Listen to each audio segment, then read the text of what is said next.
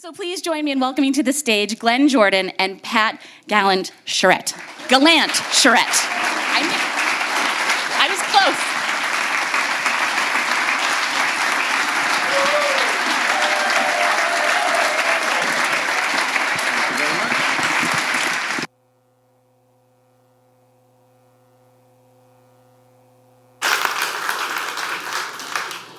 Thank you so much for coming. Hey, Glenn. Are you sure you're going to have the stamina for this? I hope I will. You sure? Because it's going to last maybe an hour or so. Yeah. We'll see. All right, we might have to pace yourself. Thank you all for coming. So have you been in the water today? Yes, I did a 2-hour swim, and I trained 6 days a week. 6 days a week? Yes. Okay. You were in the ocean, or you were? No, today I was at the Freeport Y. Okay. Yeah. Okay. A couple days ago I was at a Pine Point, and then I was up to Sebago Lake. So I do my rounds. Okay. And what's a typical practice time or training? It varies. I have a major swim coming up next week. So right now I'm not doing anything more than a 2-hour swim in a day. No more than 2 hours. Yeah, no more than 2 hours. Don't want to get winded. So I want to take you, you've done many marathon swims. I want to take you to one of your favorite swims, I think was, I think you were 60. It was Catalina Island, which is off the coast of California. Yes. And it's a 20.2 mile swim. Yes. What is it like, first of all, I mean, it's going to take a while. You had to start at night, is that right? Yes. So tell me how does that even begin? Okay. You don't just jump in the water, The Catalina Channel is one of the most iconic swims in the world. And to train for this swim, I did train in cold water, but Maine is really one of the best places to train for any marathon swim. But one thing special about the Catalina swim is that there's some concerns about great white sharks. And I have a fear of sharks, like many people. But anyway, this swim started at midnight. And when we arrived at Catalina Island, the rules are I had to start on dry land, Catalina Island, swim the 21 miles to California, and walk onto dry land there. As we approached the island, it was close to midnight, it was an overcast night, they took a spotlight and they put it on the water. And so I'd have a path to swim maybe 100 yards to the shore. Well, when they turned that light on, there was this massive school of anchovies. And all I could think of, well, I wonder if there's any sharks following those. And the next thing I saw was the Catalina flying fish. And that was an incredible sight because from Maine, we don't see flying fish, but these fish will go 20 feet, 30 feet or more. And all I could think of, I wonder if there's a shark sending them out of the water. Yeah, and then two sea lions poked their head right out of the water. And I'm here in the boat thinking, I have to jump into this. And all of a sudden we hear this flapping sound, and 2 large brown pelicans landed right in that. And I was standing there in awe thinking, oh my heavens, I have to jump into this. And all of a sudden we hear this big whooshing sound behind us. And it was, of course, we couldn't see a thing, but there was a whale behind the boat. That was, and again, I was thinking, I wonder how big its mouth is, because I was concerned. And then the next thing we know, there were 6 dolphins that came within 6 feet of the boat. And my official, the Catalina official, said, Pat, they're sending you a message. They're here to give you a send-off. So I jumped in the water, swam, and within minutes, I could hear the sounds of whales communicating. And that was the most beautiful sound. And I had told my crew, which was my brother Bill and his wife Jean, that I had a concern that when I got within a mile of the finish line, that a great white would show up. And the rules of the Catalina is that if a shark does show up, your swim's done, you're disqualified. They don't care if you're 500 feet from the finish line, your swim's done. So 1 mile from the finish, there was this large mass that went right underneath me that had a large dorsal fin, and I could have touched it, and I gave this horrific scream that Stephen King could describe very well. Is this an underwater scream? Or Yeah, is it no, above? it was above. Above? And then I looked at my brother and his wife and the boat crew, and they were all laughing. They said, "Look around you, you're being escorted by dolphins." And I had about 100 dolphins follow me. And so that was my favorite of all the swims. I can see why. Yes. So you don't get the dolphin escort every single swim? Oh, no, how I wish. Okay. Wow. Well, that's nice. So what goes into, so you don't just show up, right? You get a crew, you have to get permission, you have to get some sort of official on board. Yes. Tell me what Every is one of involved. these marathon swims, you have to go through their organization. Like for the English Channel Swimming Association, I had to apply. I had to have a medical from my doctor. I had to secure a boat pilot, and the boat pilot has their crew, and then I have my crew. I have 2 crew members, David and Jeannie. They've come on a lot of my marathon swims. I'm going to raise your hand, so if anyone wants to talk to them after. And then you have to have an official, and the official will watch to see if the rules are being followed. But the rules are different from every marathon swim. You know, like the Strait of Gibraltar between Spain and Africa, they have a rule that if there's a shark in the water, that you can get on the boat for 10 minutes, and then once the shark leaves, but it has to be within 10 minutes, then you get back in the water and you finish your swim. But Catalina, that rule doesn't apply. Yeah. You're out. You're out. You're out. It's done. Money down the drain. Okay. Yeah. And so this is not inexpensive to fly people to a place and It's- hire boats and everything. Yeah, but- it's a very expensive sport. Okay. Yeah, yeah. But you have tons of sponsors, right? No. No. I didn't retire from nursing until a few years ago, and working for the city of Portland, they would offer on holidays like Christmas, Thanksgiving, you get double time and a half. So I worked all the major holidays to save my money for these swims. But I was fortunate that Swimsuits for All, they had offered to sponsor 4 of my swims, which was, a big help. That's right. You're a swimsuit model now, right? Yes, All right. yes, And your husband Jim is not retired, is that right? correct. He's still Still working. working. So Yes. Okay. All right. Very good. And next week you've got another swim coming up. Is that right? Yes, I'm going to be going to Vermont, and I'm going to be swimming Lake Memphremagog. That's a 25-mile swim. It's part of the Triple Crown of Lake Monster Swims, which is Loch Ness in Scotland, Lake Tahoe, and Lake Memphremagog. They all have a mythical creature. So if I'm successful with this swim, I will be the oldest to attain the Triple Crown of Monster Swims. Of monster swims. Yes.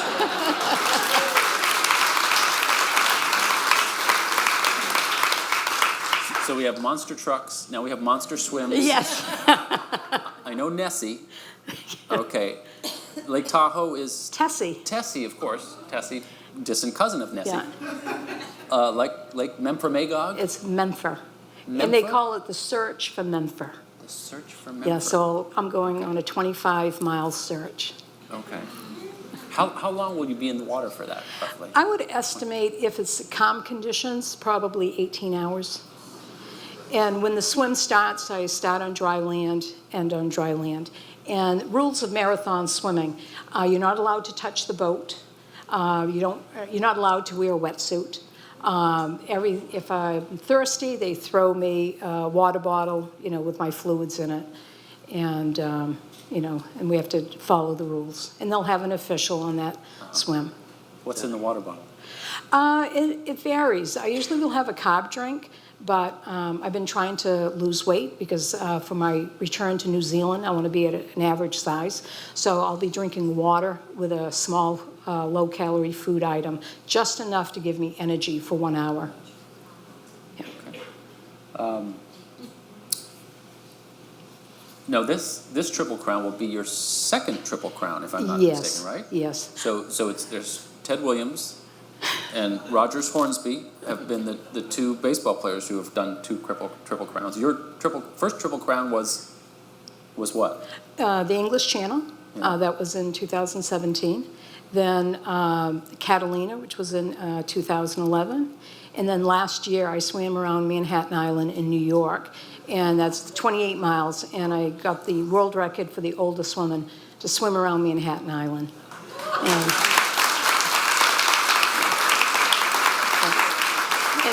And that was an interesting swim, because 1 week before, I got contacted by the officials, and they said because I'm a slow swimmer, that they advised that I reschedule for a much stronger current coming in for the following year. But I had already paid for the room, no refund, and swimsuits for all paid for the swim. So I decided to go for it anyway. And what I did, I changed my strategy. Instead of stopping every 45 minutes for a drink, I was going 2 hours, then every hour, because I wanted to take advantage of that current. And that did work. The strategy helped, and I was able to finish the swim before the incoming tide started. Yeah. And you didn't run into any dead bodies or airliners? No, we saw some dead rats, though, Sully in was the not Harlem there? River. My sister-in-law, Jean, saw a few dead rats. Yeah. I want to take you back to you're 5 years old, one of your first trips to a large expanse of water, Yeah. Sebago Lake. Yes. Can you tell me about? Yeah, when I was 5 years old, it was raining heavily that night, and in the morning it was continuing to rain, and my father said, "We're going to Sebago Lake State Park. The weather's going to clear." So we drove up there with all the kids and come from a big family. But when we got there was no one at the park because everyone said it was going to be raining all day.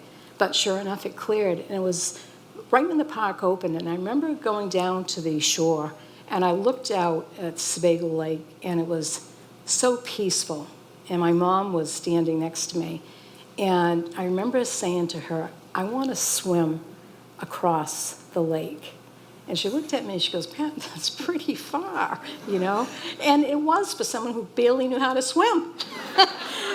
So I always had that in my mind because she was right. You know, it was too far for a 5-year-old that could barely swim. But as the years passed, I remember when my husband and I got married, I told him that story. So when I started to increase on my distances, he said to me, he goes, "Why don't you try Sebago Lake?" And I did. And I had a successful crossing. And then the following year, I trained that I was going to do a 2-way crossing of Big Sebago, which I did. And that's when I figured out that I was one of those endurance athletes. So. Did you do a flip turn at the far end? Or you just touched it? No. Okay. No flip turns. Okay. Now, your brothers were good swimmers too, right? Yes, all my brothers All were your very brothers strong. good swimmers. Yeah. And at some point, you went to Pine Point with them, right? Yes, You yes. were maybe 13 or so this Yes, time? yeah. I had the fright of my life. When I was about 13, I wanted to go clam digging with my brothers and a couple of their friends. And I remember as we were leaving, my mom said, "You know, watch out for that incoming tide." But of course, being a young teenager, I wasn't about to listen. And we went out, we were clam digging, and all of a sudden, you know, after filling our bushel baskets filled with clams, we went to turn around. And we were now on an island because the water came in. And we were down, you know where Pine Point is? You know how there's the jetty, that long, long sandbar? We were right at that point. So we had to abandon our baskets and pitchforks. And I had no concern at all because I was a strong swimmer at 13. And it was only, you know, a couple hundred yards, 300 yards to swim to shore. We started to swim, and all of a sudden, my brother Tom screamed, "Shark." And I could tell by his voice that he wasn't kidding. So I went to turn, and I saw something go under. And that's when I panicked. I couldn't swim. I thought I was going to drown. And my brothers, and they went ahead, and they thought I was behind. And I was panicking, seeing them go off. And this was before Jaws movie came out, you know. Thank goodness. Yeah, and then I had felt something hit my leg, and right then and there I thought that was it. And what it was seaweed, the kelp, and my wild imagination, you know, I thought it was a shark going to hit my leg, and I started crying, and all of a sudden, about 10 feet in front of me, what pops its head out of the water? But it was a seal. And to think I almost drowned over a seal. And, so when I got to the beach, you know, my brother Tom, I gave him a few choice words. But that scare has stayed with me. And even now, when I swim at Pine Point, I never, ever swim in deep water. And people are shocked by that. I swim in waist-depth water, never go deep. The only time I swim in deep water is the day of the event, whether it's the English Channel, Strait of Gibraltar, Catalina, Molokai, any of those. That's the only time I go in deep water. And I always have it on the back burner, you know, but so far. Didn't your brother Robbie give you some sort of advice about deep water swimming at some point? Yes, my brother Robbie passed when he was 34, but he was doing some open water swims in Massachusetts. And I remember, you know, a few days before he passed, I was telling him, you know, I said, Robbie, how can you swim in that water? I said, there's sharks down there. And he looked at me, he says, Pat, how often do you get in the car? I told him, every day, I go to work. And then he looked at me and he says, how many people have been, you know, killed in car accidents? And I said, well, quite a few, you know. It seems like almost every other week in the state of Maine we hear something. And then he looked at me and goes, and how many people have been attacked by sharks here in Maine? I said, well, never. I've never heard of anyone. He goes, well. So that's when I started just putting things on the back burner. And then a few days later, he passed. So that really stuck with me that, you know, you got to take risk. And I'm glad I did. I'm glad I did not sit back and say, you know, I'm not going to try that. But when I did Molokai, my brother David and Jeannie, they were my crew, we had a shark shield just in case, you know, a shark did come in.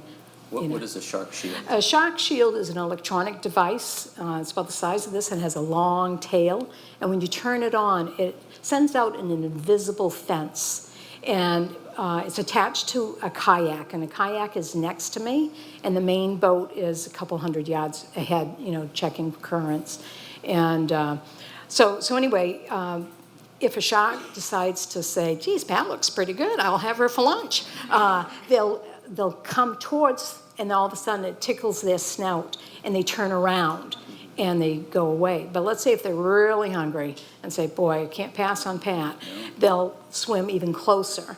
But by that time, the main boat would have stopped the swim, and I would have been, you know, removed from the water.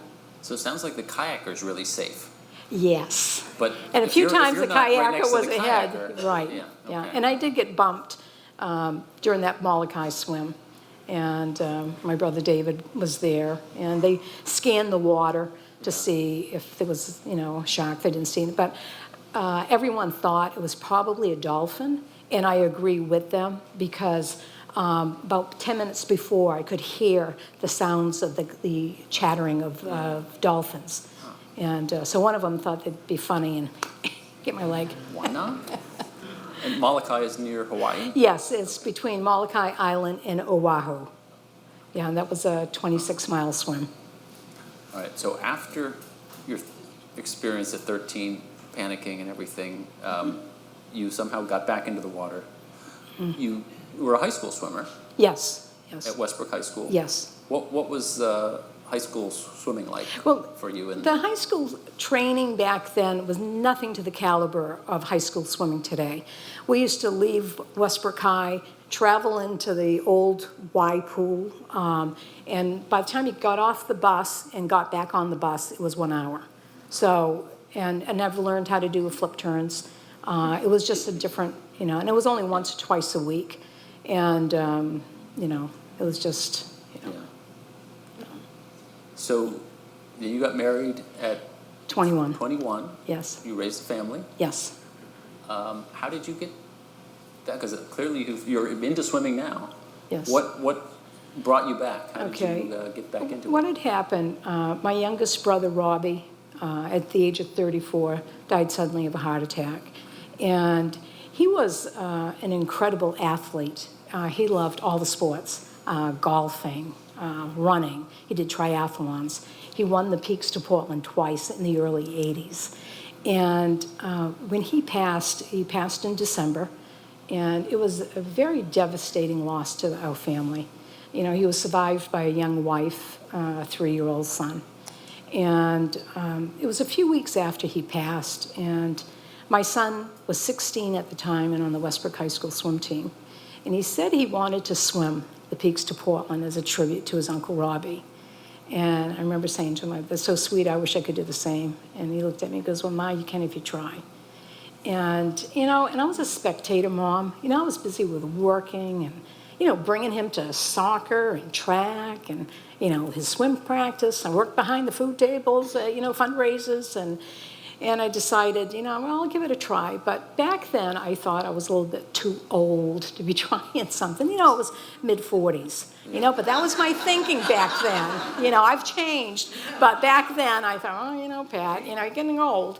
But I thought I'd give it a try. And my intention was only to swim the Peaks to Portland one time because of that fear of the water. But something clicked that day.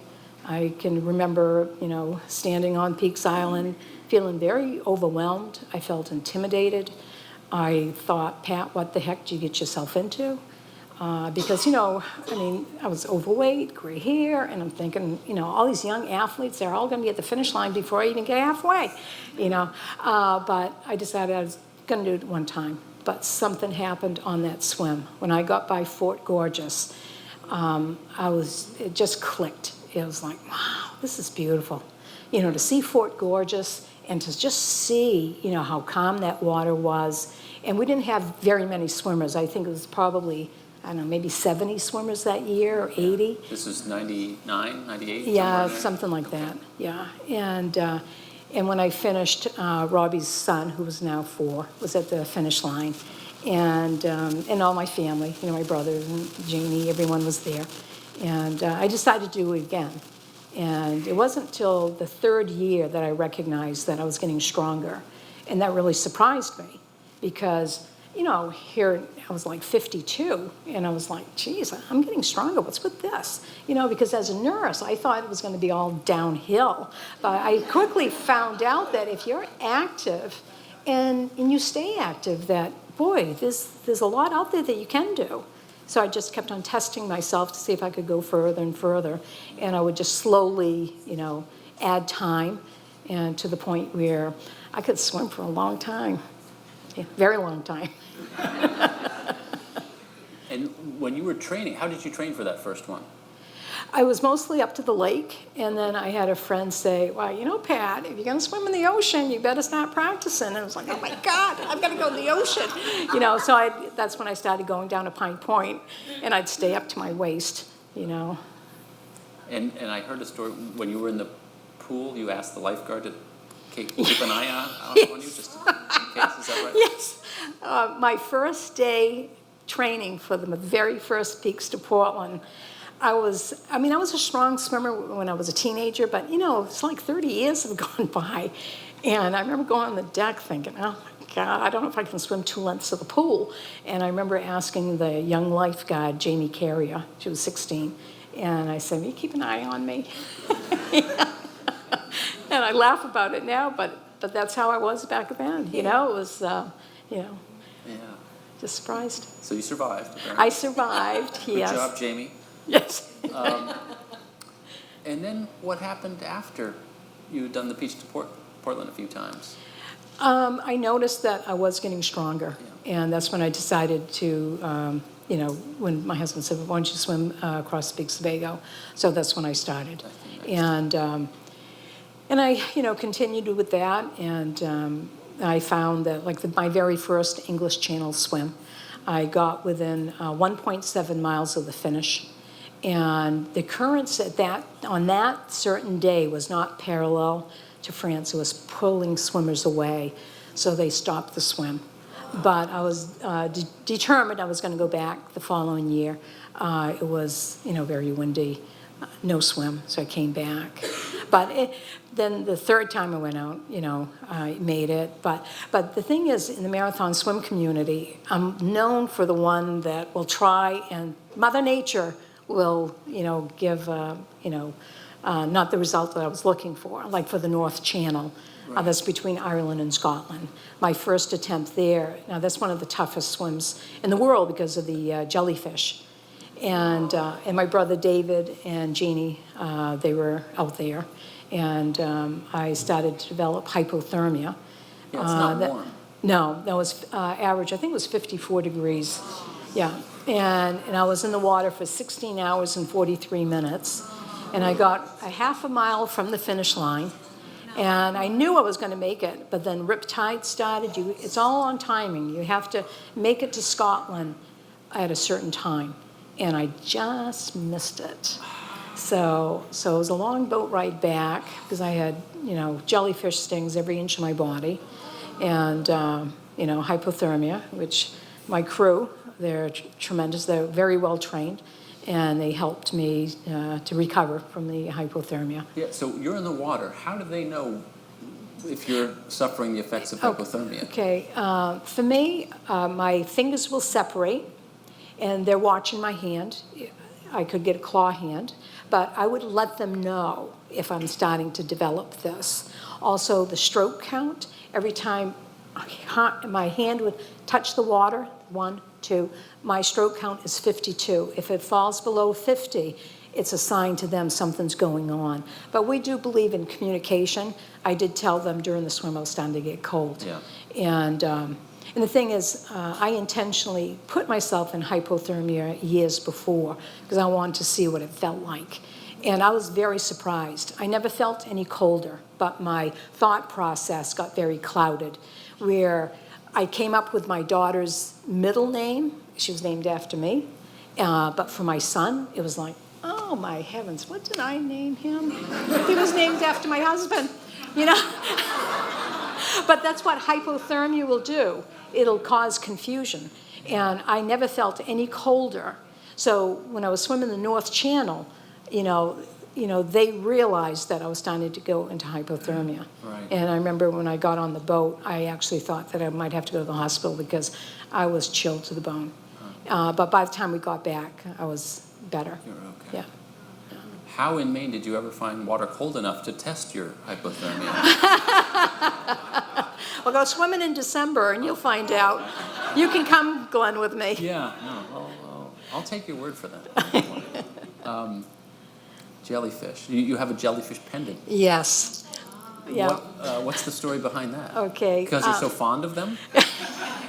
Well, when I was swimming the North Channel between Ireland and Scotland, I got stung, I don't know how many times, maybe 1,000. It was just incredible. But not too long after that, I was going to swim Lake Ontario, and the swim started at the mouth of the Niagara. I had to swim 32 miles across, and it took me 24 hours, 23 minutes. And the finish line, I had to climb up a ladder. So as I was climbing up the ladder at the finish line, a spectator came and said, I made this for you. And because she knew that, and she's a jewelry maker, and so she made this beautiful necklace. I wear it all the time. I love it. Yeah. Yes. What does a jellyfish sting feel like? Well, every type of jellyfish will give different types of stings. I've had minimal stings where I could feel poking, and then I've had some that it felt like a cigar was being put out on my skin. And then I had one here in Maine that I do not know the type of it, but it stopped me dead in my tracks. worse than any jellyfish that I had ever felt. Wow. And I wish I would have looked at the dome so I could tell which type of jellyfish, but it was excruciating pain. Yeah. And one of your swims, you had a jellyfish that like entirely covered your face. Yeah. Is that right? Yes. My second attempt of the North Channel, my son Tom was with me, and they were jellyfish. There's prolific blooms of jellyfish. And when you swim in that type of water, you can't be swimming in a zigzag. You go straight through those blooms, knowing that you're going to get stung anyway. And what happened, I went straight through the bloom, and next thing I know, here I was my goggles, and I'm looking underneath the dome of this jellyfish, and it was like, oh my word, but you know, you don't want to stop, you know, so in your swim, you go like this, pull it off, and out. So I continued, yes, yeah. I hope that didn't affect your stroke rate at all. Oh, no, not at all. Yes, that's good. The Ocean 7, that's a thing. There's names for these. So you have the monster. The monster right? swims. The monster swims. Still water the triple 8. crown Yeah. of open water swimming. Now, Yeah. the Ocean 7, what is the Ocean 7? Okay, about maybe 8 years ago, Stephen Monatones, he's very well known in the marathon swim community, and he put a challenge out there of these 7 iconic locations for swims. You know, the English Channel, North Channel, Molokai, Sugru Strait, but anyway, the 7 swims, and I've completed 6 of them. And maybe 4 years ago, I attempted Cook Strait, and my brother David and Jeannie And that's in were with me. Australia? Or It's near New Zealand. New Zealand. Yes, and the currents were very strong, and I only got to the halfway mark, and I was being pulled into the Pacific. So the swim was stopped. And then we went back. So when you say the swim was stopped, you haven't been in the water like 15 minutes and then it stopped? No, I was swimming about 9 hours. Yes. Okay. And the swim was stopped. Okay. Yeah, but the first time we went out, it was high winds, and we had to return. And then on March 1st, I attempted it again, and Mother Nature, I had perfect conditions at March the 1st beginning. of this year? This You year, were- yeah. yes. And I was going, for the record, for the oldest woman and the oldest person to complete the Ocean Sevens. But when I started, it was perfect conditions. If I was a very fast swimmer, I probably would have made it to the South Island. But because I'm not a fast swimmer, by the time I got close to the finish line, it was about maybe 2 miles away, the current changed, and it was pushing me back. So they stopped the swim. But I'll be going back. Well, I think at the time you said that was it. You weren't Yeah, gonna- and the reason I said that was it is because there's a 4-year wait.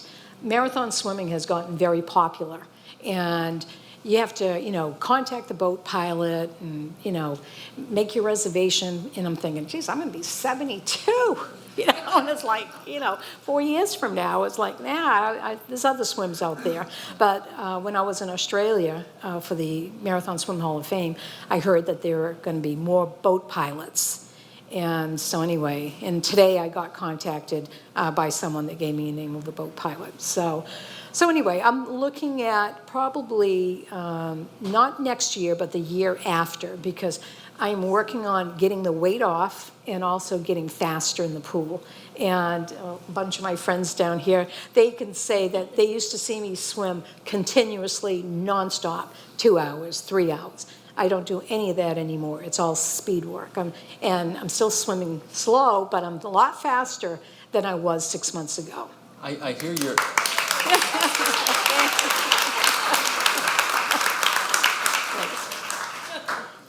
When you started doing marathon swims, you didn't have any coaching. No. You didn't have any guidance. You sort of figured out, or you adapted Yes. running Yeah. marathon Yes, training yeah. to swimming? Yeah, tell what me about that. happened, you know, when I was 58, you know, it was 10 years ago, I didn't know any marathon swim coaches.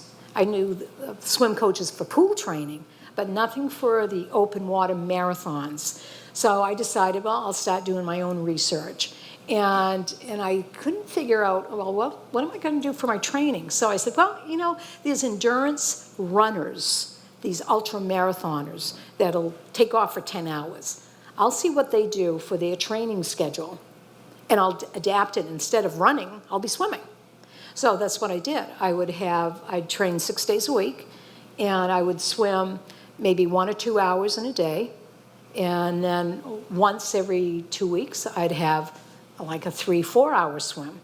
And then the following month, it would be a 5 or 6 hour swim in a day. And then the following month, it kept on increasing until the target date. And so that's what I did, and it worked for me.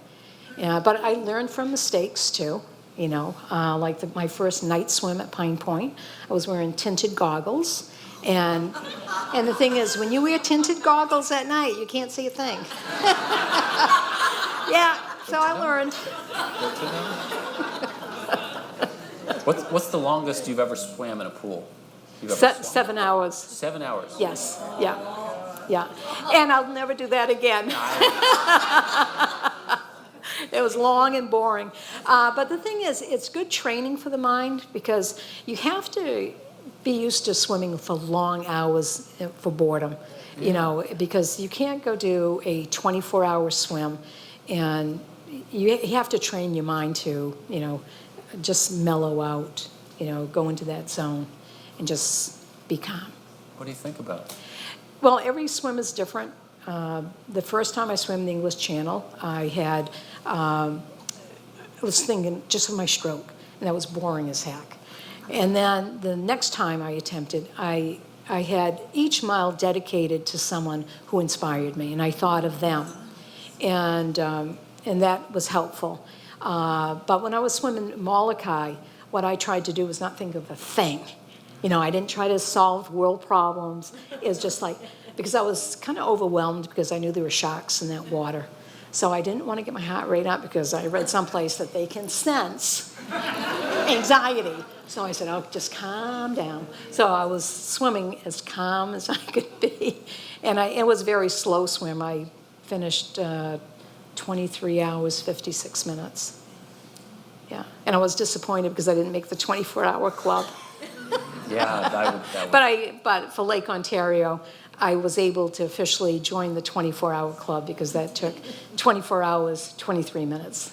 There's other types of challenges out there. That doesn't include the climbing up the ladder. Yeah. Though, right? Yeah. Okay. So, and you mentioned while you were attempting in March the Cook Strait in New Zealand, you also swung by Melbourne for something? Oh, Melbourne? we flew to Melbourne for the International Marathon Swim Hall of Fame. I was surprised when I was in San Francisco for the Global Open Water Summit, and they surprised me by the announcement that I was going to be inducted into the Hall of Fame of Swimming. And yes.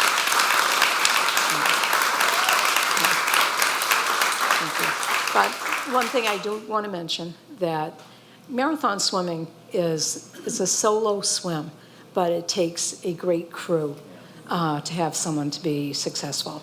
And I really, I can't thank my brother David and Jeannie and all my other crew for helping me to get to that point, you know, because they're the ones that watch every single moment of that swim. You know, they're not taking breaks. Now, even like my sister-in-law, Jean, she was for the Lake Ontario swim. She was awake for almost 2 days, because the swim itself was over 24 hours, but we had to prepare like for 12 hours before. And so it's an incredible, and I couldn't have done it without my brother and his wife, Jeannie. Thank you.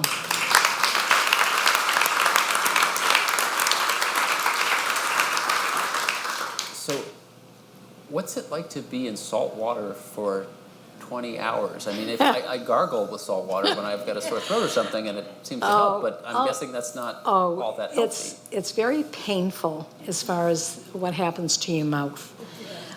When you swim in salt water for 2 hours, it's not bad.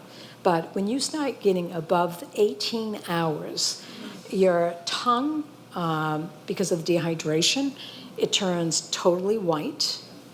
It's very sore, and then it starts to peel. And I've had some awful experiences where I couldn't eat anything for 2 days, And if I tried to drink anything, I had to have a straw, way back and suck on it because any fluid. And then when it starts to peel, first time that happened to me, I thought I had an M&M in my mouth. I was like, what the heck is this? I didn't eat anything like that. It was a chunk skin that came right out. Yeah, it's pretty gross.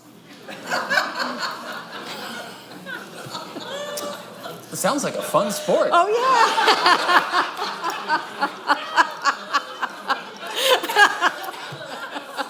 Where do I sign up?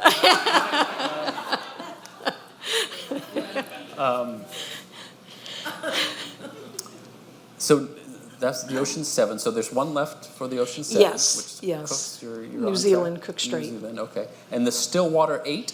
Yes. What are they? Okay, one of my friends, Michelle Macy, when she was in Tarifa, Spain, she was going to swim straight to Gibraltar. She was with a few of her friends having a beer, and they said, we have to have another challenge for the marathon swim community. And they said, let's do something with the lakes. So they sat down and they wrote, these 8 lakes that would be a challenge. And they put it out in the swim community. And a few people have been looking at it. Right now, I'm in the lead. I have 4 of the 8 done. And they're tough swims. And people will think, oh, the Ocean 7s is the toughest. Well, I'll tell you, swimming Lake Ontario was harder than the English Channel. Swimming Loch Ness, I think, was tougher than swimming the North Channel because of the cold water. And it's been an incredible challenge. Yeah. And I'm hoping to do another swim of the Stillwater 8 because Lake Memphremagog, unfortunately, is not part of the Stillwater 8. Yeah, it's like that. But I'm hoping to swim Lake Titicaca in Peru this fall. But I have jury duty coming up, so I have to... I got picked. Jury duty, Titicaca. I got picked, so I'm going to do my civic duty. So you've done Loch Ness, Lake Ontario. What are the other two? Lake Tahoe and Lake Windermere. Windermere. Yeah, in England. And David and Jeannie came along for that one. And that was just after you had done the North Sea? No. Last year I did 4 marathon swims within 2 months. And yeah, and I just wanted to see because, in the marathon swim community, just like in the running community, after you do a marathon, they say, oh, you should be resting for, so many weeks. And I always felt fine within 24 hours. So I said, well, let me just see what, a 67-year-old woman can do. And I decided I'm just going to go for it. And I felt fine. And David and Jeannie, they were there for Loch Ness. And as soon as that swim was done, I think we traveled, the next day, that morning, to drive to England so I could swim Lake Windermere. Oh, so you did Loch Ness and then Windermere right after, yeah. Within like a week? No, within 2 days. Oh, of course. Yes. But that Windermere was such a beautiful swim. We had swans come up to me. I mean, I have all types of either marine life or bird life. I've had an incredible amount of encounters, but that one was very unique. We had swans, these beautiful swans, and my brother David got this incredible photo of me, and I have my head up looking at these swans. They're all over the place. Were there 7? Were there 7? No, I don't know. How many? I always wanted to see 7 swans of swimming. I'm a little slow.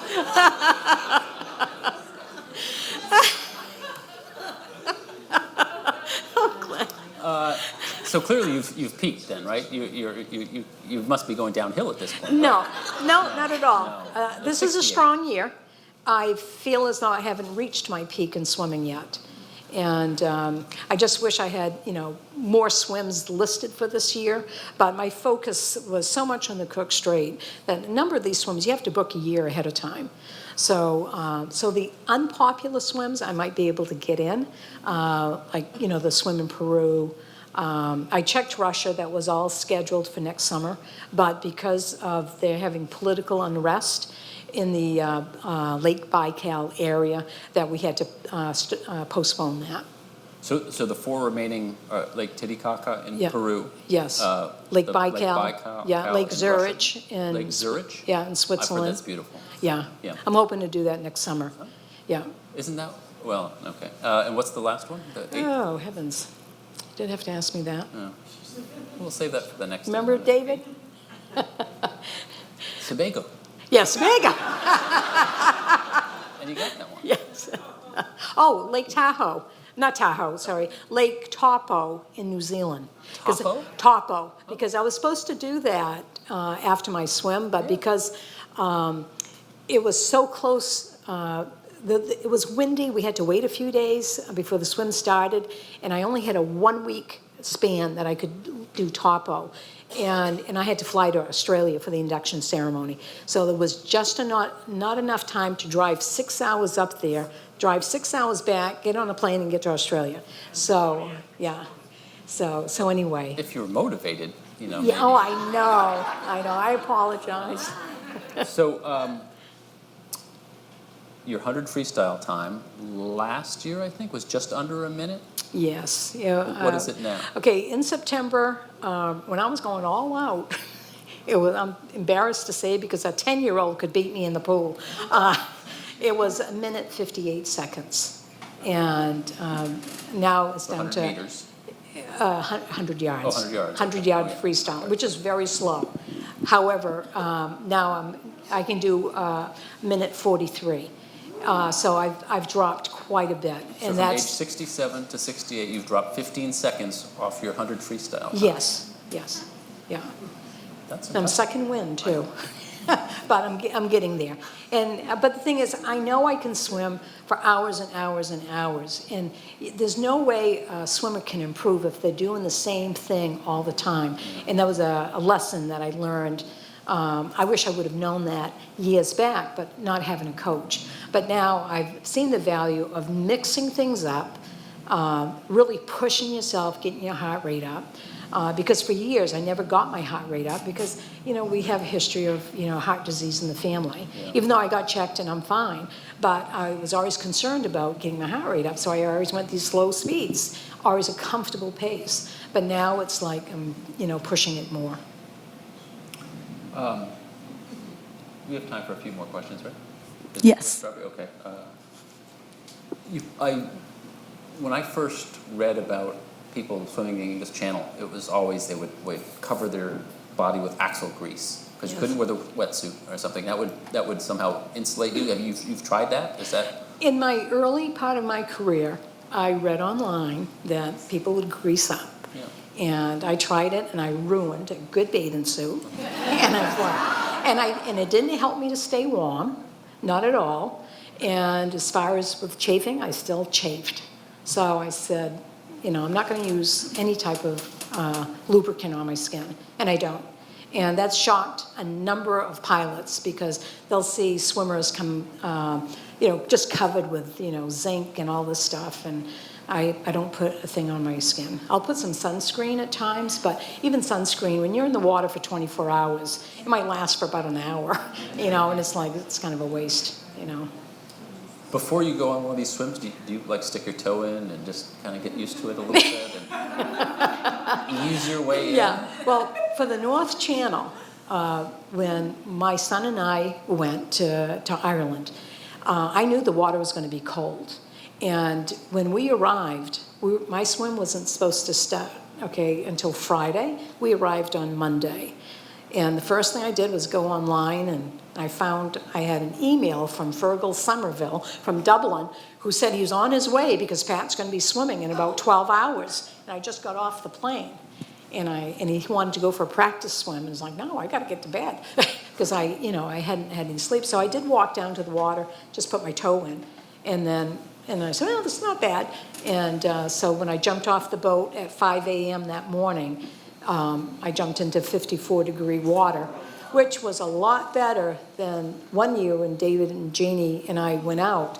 I was glad that my swim was not going to be held because it was so windy, because the water temperature felt like it was like in the 40s.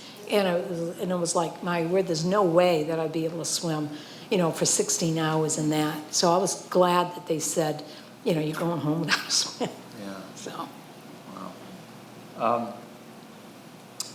Seasickness. I've had that on the boat. If you're in the water, is I get it issue? all the time. It's pretty bad, too. I remember one of my boat pilots said that they thought people from Dover could hear it when I was in the middle of the channel. I just, I was just, because you have nothing to hold on to. You're just in the water, and no, my heavens. No, I have severe seasickness. I wear a scopolamine patch now, and that seems to help out. And I will take medicine like Dramamine, 2 pills before, and that seems to help. But almost every swim, I will, yeah. One of my English Channel swims, I was going for the world record. That was 2000. The world record, swimming or vomiting? No, I probably could have got the record for that too. But we had to stop at the halfway mark because it was uncontrollable. And then get on the boat, and my crew and I will actually be vomiting together. Yeah. Yeah. So the vomiting, the blisters, the Yeah. tongue. It sounds so much fun, the jellyfish. It's challenging. I love it, and I will probably continue marathon swimming till the day I drop. It's such a wonderful sport. It is. I love it. Yeah, you've sold me. So if I wanted to start tomorrow, what advice do you give me? If you're going to start tomorrow? Yes, I'm going to start this. Okay. I can't wait to start vomiting and getting it all the time. I'd say go slow. Not to swim for, let's say, 5 hours. Just slowly build up, and then over time. But if you have any problems with the vomiting, give your doctor a call. Get one of those little patches behind the ear that people wear when they go on a cruise. All right. So you've talked about a lot of encounters with marine life and everything. I understand you encountered an albatross at some point? Yes, yeah. I was swimming Cook Strait, it's in New Zealand, and I heard about these albatross, but I'd never seen one, and they said that it's really hard to see them when This is a large Yes, bird. it looks like a seagull that is massive. I'm talking 10 times the size of a seagull. But I was swimming, and all of a sudden, I looked up like that, and there it was sitting in front of me. I had to stop my swim because it wouldn't move. And but I've had lots of different types of encounters, whether it's, the Catalina swim. When I was swimming the North Channel, I happened to take a stroke, and I noticed a seabird. It was about the size of a seagull. It was by my feet. And 10 minutes later, it was still there. An hour later, he had a friend with him. 2 hours later, there's like 4 of them. Well, after 5 hours, they were still paddling away behind me on the way to Scotland. Yeah, my grandchildren love that story. Yeah, and it's all on, if you go to YouTube, I have a video, and you'll see them paddling behind me. Does Robert McCloskey know about this? Definitely. Yeah, but I've had a lot of different encounters, Yeah. and it just, yeah, a lot of fun. Well, should we take some questions from the audience? I think we've reached a time when we can Yeah. cover anything that I have more. I've got more stuff, but I want to give other people a chance here too. Hi, Pat. Thank you. You've so inspired me. I did my first Peaks to Portland without a wetsuit this past weekend. All right, congratulations. Yeah, and I have these terrible sores on my lips, too, from sunburned lips, I think. So, Congratulations. But I think I am built for endurance swimming, too. And you talk about losing weight, and it's like the biggest struggle of my life, too. And I'm just wondering, because it makes you really hungry, right? So how are you doing the weight loss thing? Just cutting back. Yeah. Yeah, it's hard. Sounds so. But I'm following basically a low carb, very healthy carb, trying to avoid sugars. And Do you drink? I don't drink alcohol. No. Oh, God. I was hoping you would say you love Chardonnay or something. We went across the street before this. And Yeah. Pat had 2 ice waters. Oh, Jesus. Well, But the extra- even more, I should be more like you. But the extra weight does help out to keep you warm, keep And you buoyant. Buoyant, Yes. I know. I think I And, have built-in PDFs. But it's, the weight certainly helped out when I swam across the North Channel when it was 54 degrees. Yeah. But Cook Strait, I have to be fast, and the extra weight will certainly slow me down, so that's why I am very focused on getting the weight down. Well, I admire you. And I have one more question. I want to follow you on social media because I'd like to hear everything about what you're doing on an ongoing basis. So you said YouTube, and do you do anything else? Do you Facebook, Instagram? I'm on Facebook, but I had issues with weirdos contacting me. So I hardly ever post anything on Facebook anymore. Yeah, so I do have a blog. It's called Pat's Channel Swim, and you can find information about any of my swims. And I'll be updating that in the next couple of days about my Lake Memphis Magog swim. Thank you. Thank you so much. How do you cope with the darkness when you're swimming? And the crew, how does the crew when you cope? Did they ever lose sight? Did they ever lose you for a time being, Okay, for the English Channel, there's a regulation. I have to have a blinking light on my cap and also one on my back. And the lights from the boat crew, they don't have any problems seeing. Also, as far as getting used to swimming at night, what I did, I would go to Pine Point about 9:30 at night. I'd have people with me, and I'd be in the water. I only swim maybe for a half hour, and just to get used to that darkness. And now that I've done it so many times, I don't need to do any night training anymore. But for Molokai Island, they were not allowed to have spotlights on me because they would attract sharks. Yeah, so anyway, I would just have just a blinking light. Hi, Pat. So you alluded a little bit to this, but the blisters, the probably sunburn, fatigue, all of it. You mentioned you love it, and the whole time you've been talking, I just kept thinking, why?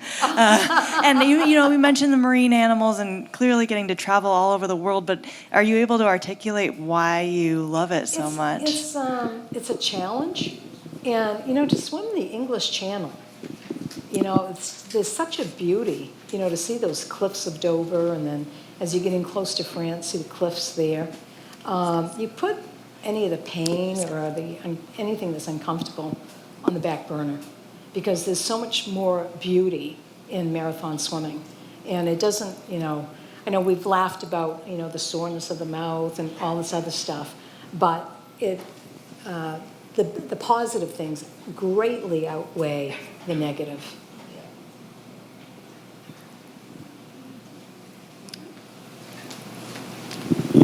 Up here. Hello. Hi. You talked about swimming around Manhattan Island. Yes. And I was wondering, people come up with ideas for more races in different places. How about swimming around the Isle of Man in the Irish Sea? About the same size as Manhattan. Yeah, I have a very long bucket list of swims, and I'd like to get through those first, and then probably the Isle of Man. Once I, accomplish, I've got about 20 other swims on my bucket list. That'd be interesting. I've had some friends that have attempted it, and they were not successful because of jellyfish. Hi. Would you consider the mental strength that you've developed for these long swims like meditating? Is it like meditation? Yeah, very much so. I try to just kind of zone out and just stay calm. And if my mind would start to wander, which it does quite a bit, because like for Loch Ness, within 10 minutes I was thinking of quitting. But it was like, oh, geez, you just paid airfare and, got my crew out there. I can't quit after 10 minutes because the water was so cold. And then I'd be swimming another half hour, and it was like, I'd see my crew, you know, with their winter jackets on, and I'm thinking, geez, you could be up there having coffee with them right now. And the thing is, I told Glenn, I'm not even a coffee drinker. But the thing is, that was going through my mind, so I was always trying to reset. And I recognize that I do have these negative thoughts that occur during these swims. And it's always, you know, geez, you know, you could be, you know, shopping for your grandchildren right now. And it's like, well, Pat, you didn't fly all the way to Scotland, you know, to be, you know, shopping for your grandchildren. Now you're here for your swim. So I would just say, okay, just calm down, go into the zone. So I would just zone out. And it's surprising that I can swim these hours, and I always think that, you know, that the time, I go from 1 hour to another hour for feeds, and all of a sudden, it's like, it feels like it was 15 minutes. And I mentioned to my son after the Cook Straight swim, I said, how come you know, shortened up the feeds? How come you were stopping me, you know, every 15, 20 minutes? He goes, no, we were stopping every hour. But because I went into that zone, it went by like that, you know, so, you know, it helps out just to kind of, you know, zone out. Thank you. I have one more question. As far as swimming straight, you have to have the boat pilot. The boat pilot is the one that guides the swimmer. If the boat goes to the right, I swim to the right. If the boat gets very close to me, that means I have to go to the left. So it's a coordination. Or if I have a kayaker, I always swim parallel to the kayaker, like for Molokai. I wanted to make sure I was within that shark shield range. So if he went to the right, I went to the right with him, you know, so. So when you take your head out of the water, you're always looking to one side? I'm a bilateral breather, so I look at both sides. But the boat's always on your... It varies. Right, okay. If the winds pick up, the boat could go on to my other side, you know, because they try to protect you from any waves, because they want you to finish as soon as possible, too. You know? We got time for one more question? Trying to be even. Mike's coming around.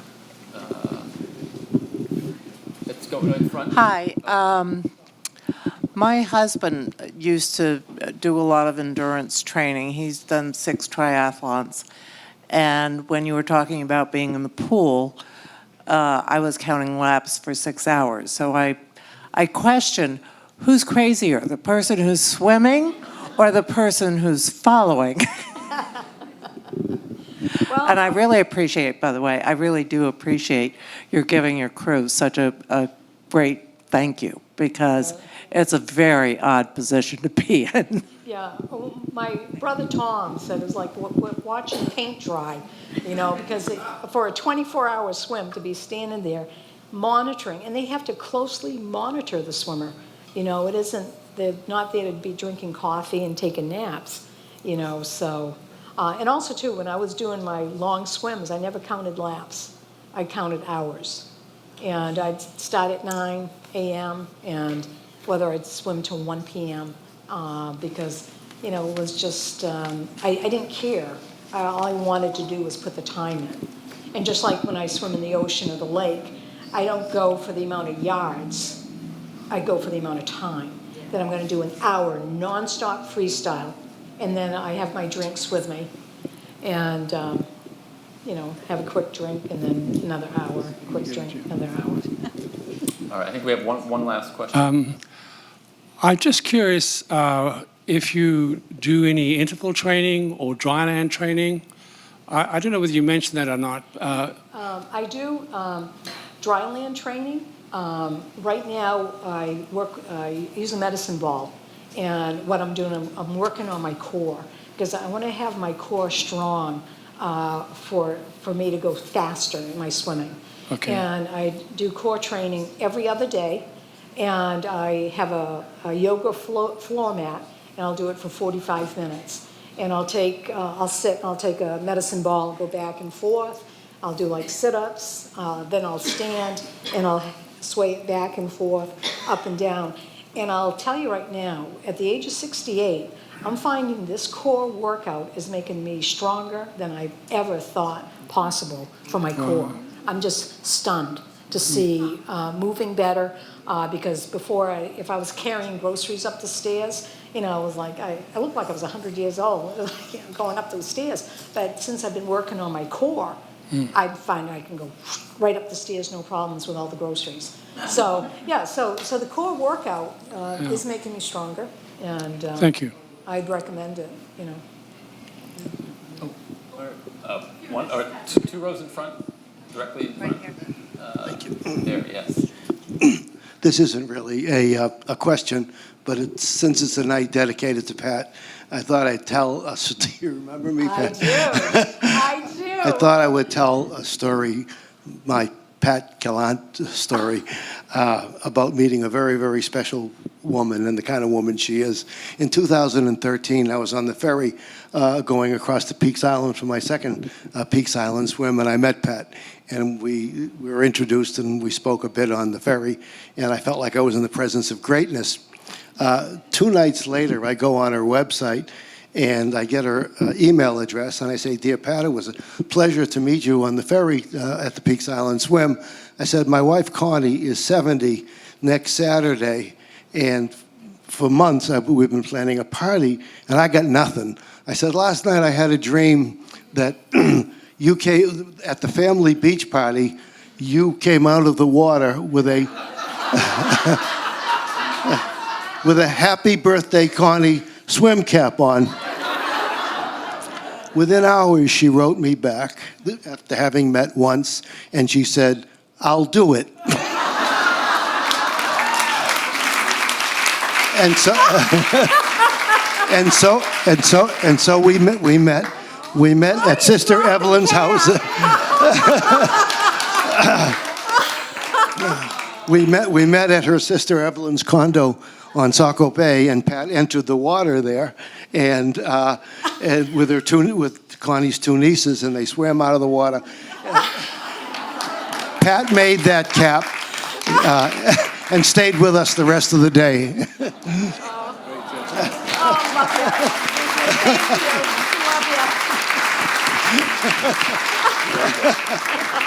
Thank you. Well, I don't know if I can top that. On that note, I'd just like to thank Pat for being here. I'd like to thank every one of you for coming here. I think it's been fun. Have a great evening, and be sure to see any of our staff on the way out if you'd like to subscribe to the Portland Press Herald. Thank you very much for coming. Thank you, everyone.